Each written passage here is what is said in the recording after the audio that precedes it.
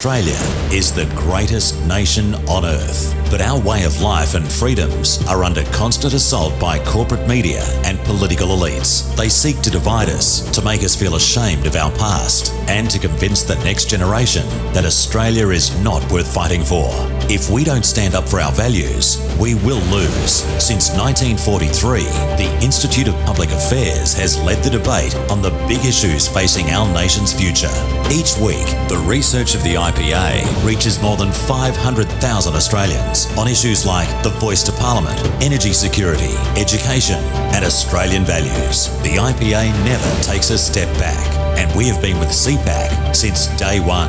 The IPA does not receive a single cent from government or woke corporations. It is supported by over 8,000 members from across Australia, and those 8,000 Australians need you to join them to make the IPA's research louder and more influential.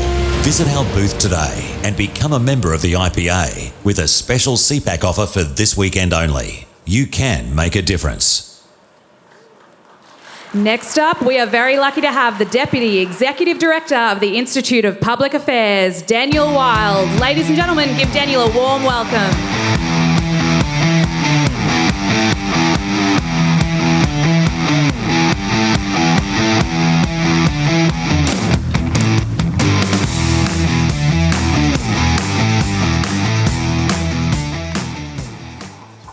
Thank you, everyone. Great to be back for another year of CPAC. We almost didn't make it here, thanks to our friend Alan Joyce. We got to Melbourne Airport at about 2 p.m. yesterday, and we arrived in Sydney at 8 a.m. this morning. So unfortunately, we didn't get a welcome to country when we arrived either, which just didn't make it worthwhile, so very disappointing there. But we're here, and that's the main thing. Look, to begin, let me read something out to you. The Voice is creating a separate entity. We, Indigenous Australians, are not a separate entity. We should be considered Australian citizens and a part of the fabric of this nation. Now, that was the great Senator Jacinta Price, who we heard from earlier today. That quote was from a video that she did with us at the Institute of Public Affairs discussing her perspective on the voice to Parliament. Also on that video was Senator James McGrath and leading academic Anthony Dillon. That video was censored by big tech, by Facebook. They said it didn't comply with their policies on elections or referenda. We asked, well, in what exact way does an elected member of Parliament saying that she believes all Australians are equal not abide by your policies? We haven't heard back yet. But have a look at this. I'm not sure if you'll be able to see this, but I want to hold this up. This is what you see when you go on Facebook and look at our research, a post on the Voice to Parliament. It's all blurred out. That's what they're doing to your voice. And this is not the first time we've had censorship, and we're not the only ones to be censored, and I can guarantee you it won't be the last time. What is happening now to censorship of mainstream Australians like you is just an entree with what will happen to our nation under laws proposed by the government. You may have heard of the misinformation and disinformation laws. Well, the Combating Misinformation and Disinformation Bill would be the single biggest assault on freedom of political communication in Australia's peacetime history, and it would outlaw disagreement, dissent and criticism of government policy. Never before has an Australian government sought to weaponise its bureaucracy through compelling a private digital organisation to shut down speech and the communication of Australian citizens.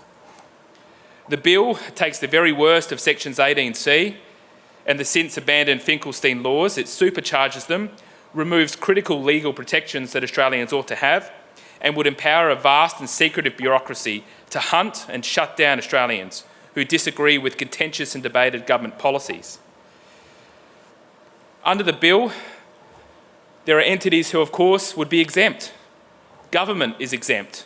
Academia is exempt. Politicians are exempt. The mainstream media is exempt. You're not exempt. They exempt themselves and they permit themselves to spread misinformation, yet citizens who share that information could be punished and censored, including through imprisonment under certain circumstances. That an Australian government would ever contemplate a scenario whereby one of its citizens could potentially be jailed for merely expressing an opinion which they hold to be true violates every principle of human rights.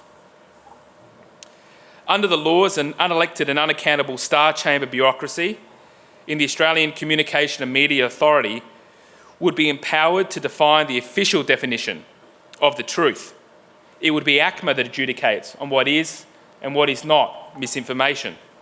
Yet even ACMA itself has conceded that these terms are, quote, relatively novel and dynamic phenomena with no established consensus on the definition of either term.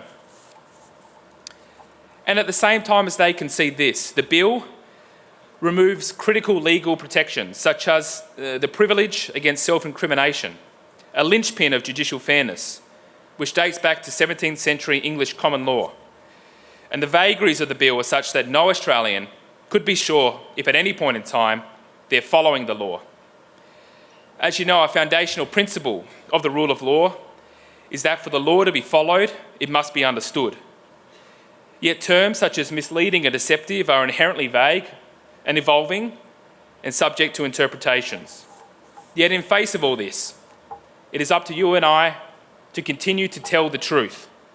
Truths such as Australia is a great nation and a force for good.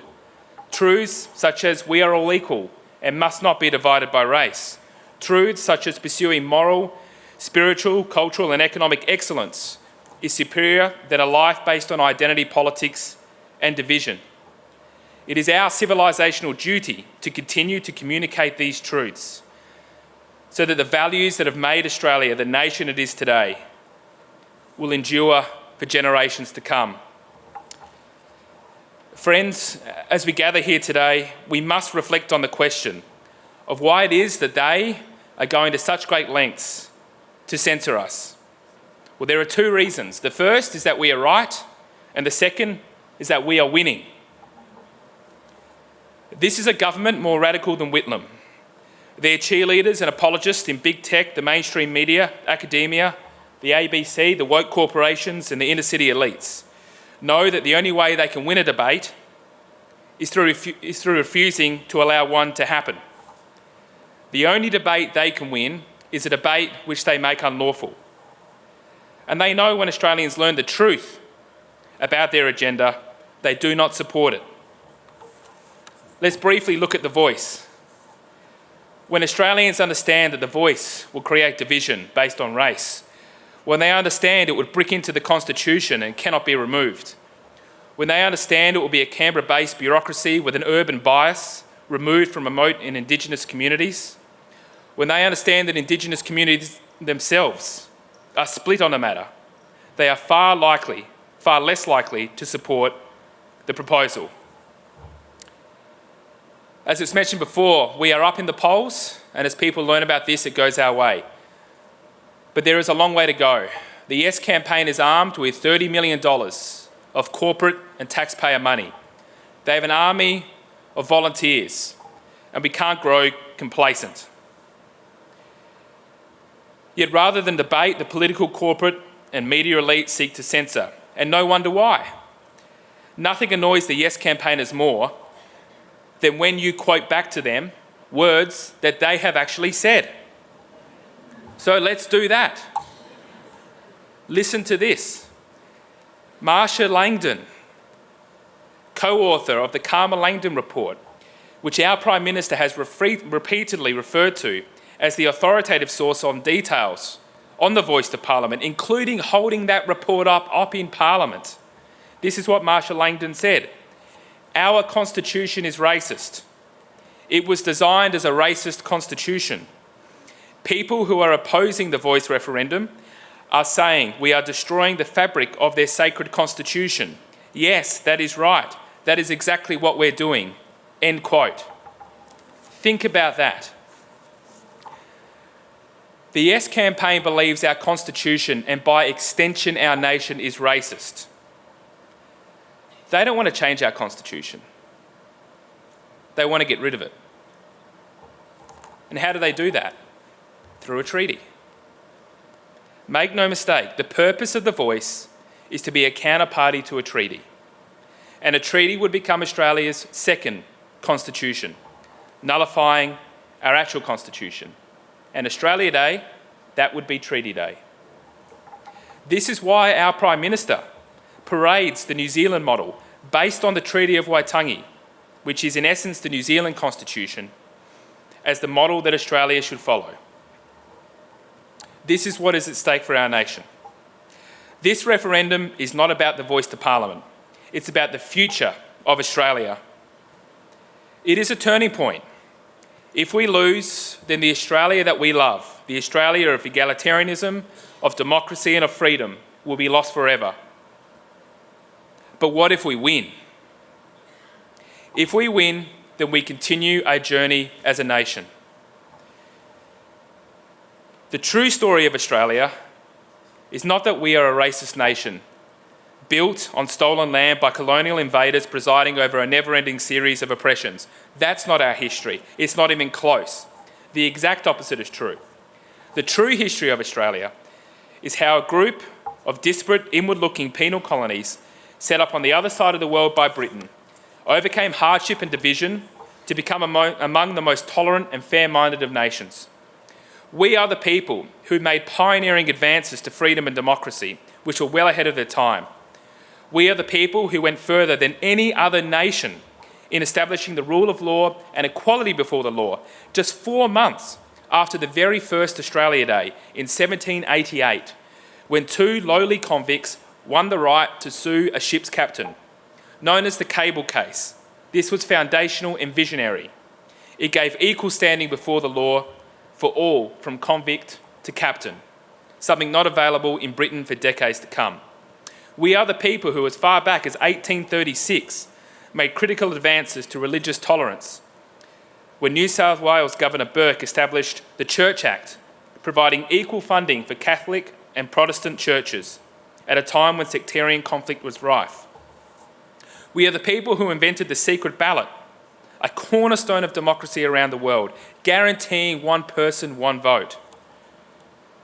We are the people of the Eureka Stockade, where workers fighting for their rights lost the battle but won the war for fairness, and took the digger's oath to swear by the Southern Cross to stand truly by each other to defend our rights and our liberties. We are the people of the Anzacs who forged our national identity on the first Anzac Day, 25 April 1915, and defined our nation by the values of endurance, courage, ingenuity and mateship. And we are the people, by a margin of 90 to 10, said yes to removing divisive references to race in the Australian Constitution in 1967, in what was a watershed development for racial equality in our nation. Australia is, as with any other nation, not without fault, but we are without peer.